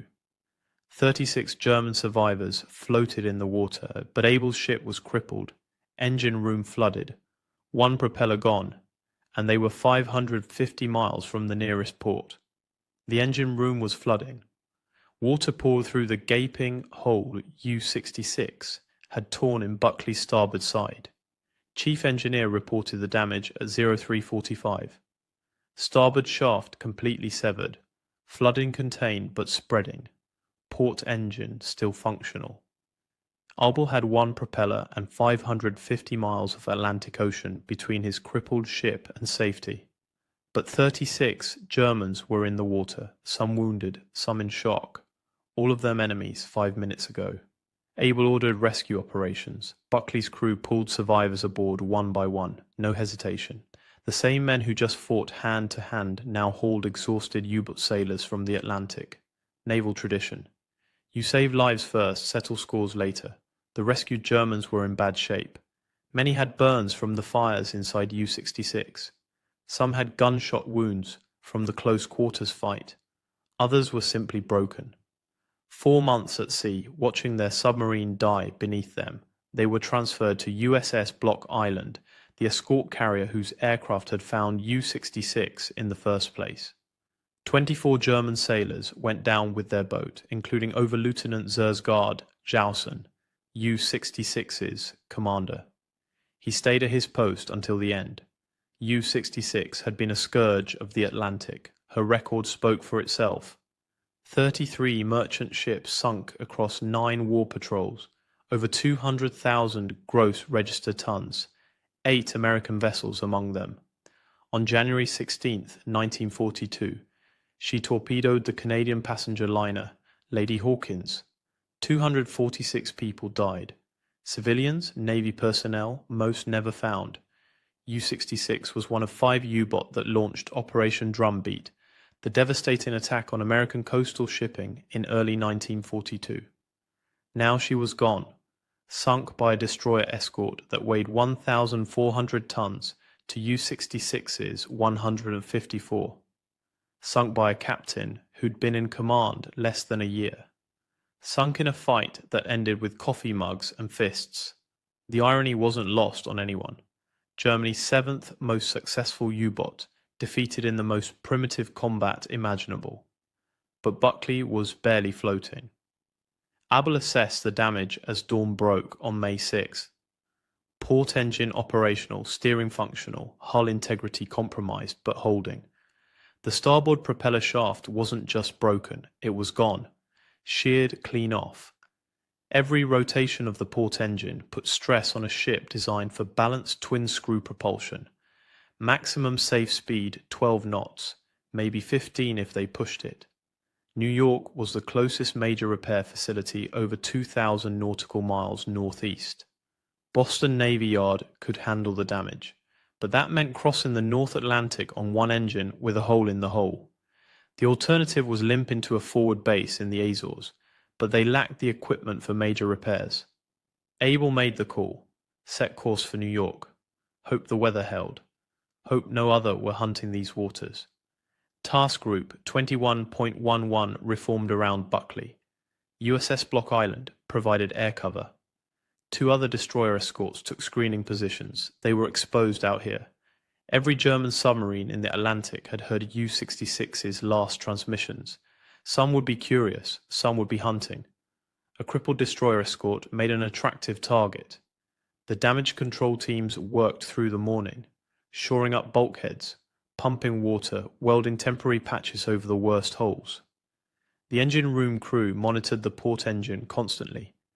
Any failure now meant dead in the water, helpless. The Atlantic in May 1944 was still a war zone. The Allies were winning, but Hubert still proud, still hunted, still killed. By noon, Buckley was making 13 knots. Steady course. The hull patches were holding. But every sailor aboard knew the truth. They were lucky. U-66 could have put a torpedo into Buckley instead of ramming, could have disabled both engines, could have left them sinking instead of just crippled. The hand-to-hand fight made headlines later. The ram made history books. But the real story was simpler. Buckley survived because Abel had made the right decisions at the right moments, and because his crew had fought with everything they had, including the coffee mugs. Abel stood on the bridge watching the horizon. They had 6 days of slow sailing ahead, 6 days vulnerable, 6 days hoping the Atlantic stayed calm and the U-boat stayed away. His ship had just won the most unusual naval engagement of the war. But winning didn't mean safe. Not yet. Not with 1,500 miles still to go. The first 24 hours were critical. Buckley maintained 13 knots on one engine, steering a careful course northeast. The welded patches on the hull held, but the engineering crew monitored every seam. One failure could flood compartments faster than pumps could handle. The Atlantic was calm. No swells over 6 feet. That was luck. A storm would have torn the temporary repairs apart. On May 7th, Block Island's air patrols reported no submarine contacts within 200 meters. That didn't mean safety. U-boat could stay submerged for extended periods, surface only at night. By May 8th, Buckley had covered 300 meters, still over 200 to go. The crew settled into a rhythm. Damage control teams ran constant checks. Lookouts scanned for periscopes. Gun crews stayed ready, but word was spreading. Radio intercepts confirmed it. German Naval Command knew U-66 was gone. They knew how she died. Rammed by a destroyer escort, hand-to-hand combat on deck. The story seemed impossible. U-boat didn't get boarded. They sank from death charges or torpedoes. They went down fighting at range, not in close quarters brawls. But Buckley's action report was detailed, specific, undeniable. The coffee mugs bothered the Germans most. Official reports mentioned them 3 times. Ammunition expended included several General Mess coffee cups. That line appeared in the US Fleet Anti-Submarine Bulletin in June 1944. American sailors had thrown their breakfast dishes at one of Germany's most successful submarine crews. And it had worked. Some wounds on the German survivors were confirmed caused by ceramic impacts, coffee mugs, in naval combat in 1944. The hand-to-hand fighting lasted approximately 2 minutes. According to Buckley's action report, but those 2 minutes rewrote assumptions about modern naval warfare. Small arms fire accounted for 300 rounds of .045 caliber from M1911 pistols, 60 rounds of .30 caliber from rifles, 30 rounds of double buckshot from shotguns. Thompson submachine guns added more. But the close quarters weapons, fists, shell casings, coffee equipment, those were what made the story unforgettable. One detail stood out in the survivor interrogations. Klaus Herbig, U-66's first officer, had led the boarding attempt knowing it was hopeless. His goal was simple: create a distraction, give Jausen time to break the submarine free. Herbig and his men climbed onto Buckley's forecastle with pistols and knives. They faced rifle fire from the repair party, Thompson gunfire from the bridge wing, and when the Americans ran out of ammunition, they faced fists and improvised weapons. Herbig survived. He surrendered after realizing the diversion had failed. The German who reached Buckley's wardroom also survived. He had made it past the initial fighting on deck, found an open hatch, climbed down, thought he could sabotage something, find the radio room, maybe. Instead he encountered a steward's maid in the galley. The American grabbed the nearest object, a coffee pot, and beat the German back toward the ladder. Other crew members arrived. The German surrendered.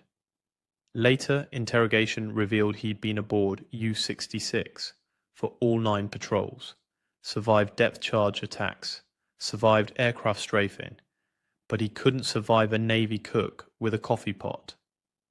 By May 10th, Buckley was halfway to New York, 600 miles covered, 600 more ahead. The port engine was showing strain, oil pressure fluctuating, temperature running higher than normal. Chief engineer recommended reducing speed to 11 knots. Abel agreed. Better slow than dead in the water. They adjusted course slightly, aiming for calmer seas. The crew's morale was strange. They'd won an impossible fight, sunk a legendary U-boat, fought hand-to-hand and survived, but their ship was crippled. Every day at sea was a risk. Every hour the port engine ran was borrowed time. They celebrated quietly. No loud talk about the battle, just acknowledgement. They'd done something nobody else in the US Navy had done in over a century. Repelled boarders on a warship in the Atlantic with coffee mugs. On May 11th, a new concern emerged. The starboard side damage was worse than initially assessed. Saltwater corrosion was spreading faster than expected. The temporary welds were holding, but barely. Another storm would be catastrophic. Able checked weather reports constantly. High pressure system holding over the North Atlantic. Forecast stable for the next 72 hours. After that, nobody knew. And they still had 4 days of sailing ahead. 4 days hoping the weather held. 4 days hoping the engine didn't fail. 4 days wondering if another U-boat was tracking them right now. May 12th brought the first real test. Weather reports showed a low pressure system developing 400 meters northwest. Not a full storm, but enough to generate swells. 8 to 10 feet predicted. Buckley's damaged hull could handle 6, maybe 7. 10 feet would strain every weld. Able altered course slightly south, trying to skirt the worst of it. The swells arrived that afternoon. 8 feet rising. Buckley pitched and rolled. The temporary hull patches groaned with each wave. Down in the engine room the port engine laboured. Oil pressure dropped. Temperature climbed. Chief engineer reduced power. Speed dropped to 9 knots, then 8. The math was simple. At 8 knots, New York was 6 days away instead of 4. 6 more days exposed. 6 more days hoping nothing broke. By May 13, the swells peaked at 9 feet, close to the limit. Water seeped through 2 of the hole patches, not flooding, but steady leaks. Damage control teams worked in shifts, reinforcing, pumping, monitoring. Nobody slept much. The port engine temperature was climbing into the red zone. They needed to shut it down for maintenance. But stopping in the middle of the Atlantic meant drifting. Helpless. Able made another decision, reduce speed to 6 knots. Let the engine cool slightly while still maintaining steerage. It worked. Temperature dropped 5 degrees. Stayed there. But 6 knots meant 8 days to New York. 8 days of exposure. The mathematics of survival kept changing. Every hour brought new calculations, new risks, new decisions. Meanwhile, the story of U-66 was spreading beyond military channels. Navy public affairs officers saw the propaganda value immediately. American destroyer defeats legendary U-boat in hand-to-hand combat. Perfect morale boost. They wanted details, photographs, interviews. But Buckley was still at sea, still damaged, still vulnerable. The celebration would have to wait. The German survivors aboard Block Island were providing their version of events. Interrogation reports confirmed the basic facts. U-66 had indeed tried to board Buckley. Klaus Herbig had led approximately 12 men onto the American ship's forks. They'd encountered immediate resistance, small arms fire, hand-to-hand fighting. The coffee mugs were real. One German sailor had a facial injury consistent with ceramic impact. The medical officer's report was specific. Blunt force trauma, circular impact pattern approximately 3 inches in diameter, coffee mug size. What the Germans couldn't understand was why Buckley had rammed them. Standard destroyer escort tactics called for depth charges, hedgehog mortars, gunfire at range, not ramming. Ramming was obsolete, hadn't been used since the age of sail, but Able had closed to 20 yards, and the submarine was too close for most weapons. Ramming was the only option, so he'd taken it, and it had worked. By May 14th, Buckley had covered 900 meters from the engagement site, 300 meters to New York. The weather was improving. Swells down to 6 feet. Port engines stable at reduced power. The hull patches were holding. Barely, but holding. The crew allowed themselves cautious optimism. 3 more days, maybe 4. They could make it. Then the port engine oil pressure dropped again sharply. Chief engineer reported bearing damage, probably from the extended running at reduced power with asymmetric loading. The engine needed immediate shutdown for inspection, but they were still 280 miles from port. Too far to drift, too far to tow. Able ordered speed reduced to 4 knots. Absolute minimum to maintain steerage. The bearing held. Temperature climbed, but stabilized. 4 knots meant 6 more days, but 6 days limping was better than dead in the water. On May 15th, Block Island's air patrols detected a submarine contact 70 miles south of Buckley's position, possibly U-boat, possibly hunting. The contact submerged before aircraft could attack. Direction uncertain. Could be heading toward Buckley, could be heading away. Nobody knew. And Buckley was making 4 knots. A surface U-boat could do 18. If it was hunting the destroyer escort, Buckley couldn't run, couldn't maneuver, could barely defend herself. Able ordered battle stations and waited again. The submarine contact stayed submerged for 6 hours. Block Island's Avengers maintained patrol patterns, dropping sonar buoys, listening, tracking. At 1,800 hours on May 15th, the contact surfaced 60 miles south, moving west, away from Buckley, not hunting, probably heading to patrol stations further out. The threat passed, but it reminded everyone how vulnerable they were. 4 knots, damaged hull, 1 engine barely functioning. Easy prey. May 16th brought better news. Weather forecasts showed clear conditions for the next 72 hours. Calm seas. The port engine bearing was degrading but holding. Chief engineer estimated they could maintain 4 knots for another 4 days, maybe 5 if they got lucky. New York was 220 miles northeast. 4 days at 4 knots was 384 miles. They had margin, not much, but some. Able received a message from Commandant, Commander Destroyer Force Atlantic. Buckley was front page news. The New York Times ran the story May 14th. Destroyer escort sinks U-boat in hand-to-hand fight. The Associated Press picked it up. Radio broadcasts mentioned it. The coffee mugs were the hook everyone used. American sailors defeat elite German submarine crew with breakfast dishes. It sounded like propaganda, but it was true. The Navy wanted Able and his crew ready for public appearances when they reached port. Speeches, interviews, photographs, war bond rallies. February 1945, 20,000 feet over Germany. Ball turret gunner Staff Sergeant James Wilson's oxygen hose ruptures during a fighter attack. The thin air at this altitude gives him maybe 3 minutes of consciousness. But the hydraulics are damaged. His turret won't rotate back to the entry position. He's trapped inside a plexiglass sphere with oxygen running out, and the mission has 6 more hours to go. He survived. This is how, at 20,000 feet, the air contains about half the oxygen available at sea level.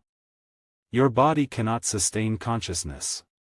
Without supplemental oxygen, you have roughly 60 seconds of useful consciousness before confusion sets in. Within 3 minutes, you'll pass out. Within 10 to 15 minutes without oxygen, brain damage occurs. Within 30 minutes, you're dead. Ball turret gunners depended entirely on oxygen supplied through a hose running from the aircraft's main system down through the narrow tunnel into the turret. The hose had to be long enough to allow the turret to rotate fully. But length made it vulnerable. Combat damage, sharp movements, or equipment failures could rupture or disconnect it. The emergency backup was a small oxygen bottle mounted inside the turret, a walk-around bottle designed to give you maybe 10 to 15 minutes of air if your main hose failed. Just enough time to get the turret rotated back to the exit position. Crawl out and connect to another oxygen source in the main fuselage, but Wilson's turret wouldn't rotate. The hydraulic lines that powered turret movement had been hit by the same flak burst that ruptured his oxygen hose. He could manually crank the turret using the backup hand crank system, but that took 15 to 20 minutes of exhausting work. His emergency bottle had maybe 12 minutes of oxygen. The math didn't work. Here's what made his situation even worse. The rest of the crew couldn't help him. The ball turret was a completely isolated position. Nobody could reach him from inside the aircraft while he was in the turret. To get him out, the turret had to rotate to align the entry hatch with the fuselage opening. Without hydraulics, only he could crank it into position from inside. If he passed out from oxygen deprivation while trying to hand crank the turret, he would die in that sphere and nobody could reach him, Wilson had one advantage most ball turret gunners didn't have: he'd grown up at high altitude in Colorado.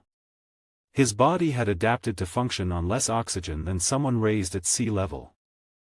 This physiological adaptation, called hypoxic tolerance, meant he could potentially remain conscious slightly longer than the typical 3-minute window at 20,000 feet, but he also knew something critical from his training: oxygen deprivation affects your judgment before you lose consciousness. Hypoxia makes you confused, impairs decision-making, and creates euphoria that makes you think everything is fine even as you're dying. Hypoxia kills you by making you too confused to save yourself. Wilson made a split-second decision that violated every instinct. Instead of immediately switching to his emergency bottle and starting the desperate hand crank procedure, he stayed on the ruptured main oxygen line for another 30 seconds while he methodically checked every connection point in the oxygen system inside his turret. He was gambling that the rupture wasn't complete, that some oxygen was still flowing through the damaged hose, even if not enough to sustain consciousness indefinitely. Those 30 seconds cost him precious time, but the information was critical. If he could determine where the rupture was and how much oxygen was getting through, he could calculate whether he had any option beyond the emergency bottle's 12-minute limit. His gamble paid off. The main hose was partially torn, not completely severed. Oxygen was flowing, but at maybe 40% of normal rate. Not enough to sustain consciousness indefinitely, but enough to extend his useful time significantly if he could control his breathing and exertion rate. Wilson switched to his emergency bottle and immediately began the hand crank procedure to rotate the turret. But instead of cranking frantically, which would have burned through oxygen faster, he cranked slowly and deliberately. Every few cranks, he would stop, rest for 10 seconds, breathe slowly, and let his oxygen saturation recover slightly before continuing. This was counterintuitive. Every instinct screamed to crank as fast as possible before the oxygen ran out. But Wilson understood the physiology. Exertion burns oxygen. Panic breathing burns oxygen. Slow, controlled effort conserves oxygen. He was betting that slow progress with efficient oxygen use would get him further than fast progress with rapid oxygen depletion. After 8 minutes of careful hand cranking, Wilson had rotated the turret about 60 degrees, roughly halfway to the exit position. His emergency bottle gauge showed less than 3 minutes of oxygen remaining. The math was obvious. He couldn't complete the rotation before his oxygen ran out. He faced an impossible choice. Option 1, continue hand cranking until his emergency bottle ran out, then switch back to the partially ruptured main oxygen line and hope the reduced oxygen flow would sustain consciousness long enough to complete the rotation. The risk was passing out from hypoxia before reaching the exit position. Option 2, stop cranking now, switch back to the main hose, breathe the reduced oxygen flow, and wait for the aircraft to descend to lower altitude where the thin air wouldn't require supplemental oxygen. The risk was the mission might not descend for hours, and gradual oxygen deprivation would eventually cause him to pass out anyway. Wilson chose a third option nobody had trained him for. He used his emergency bottle to buy himself a detailed assessment of his exact physical state. He checked his pulse, elevated but not dangerously high. He checked his mental clarity by doing math calculations in his head, still functioning. He checked his field of vision, no tunneling yet.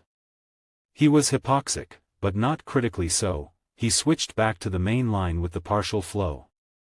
The reduced oxygen hit him immediately, slight dizziness, a feeling of breathlessness. But he remained conscious. He resumed hand cranking, even slower now, stopping every 3 cranks to rest and breathe. His calculated bet was that the partial oxygen flow plus his hypoxic tolerance plus carefully controlled exertion would keep him conscious just long enough to complete the rotation. The crew and the main fuselage had no idea what was happening.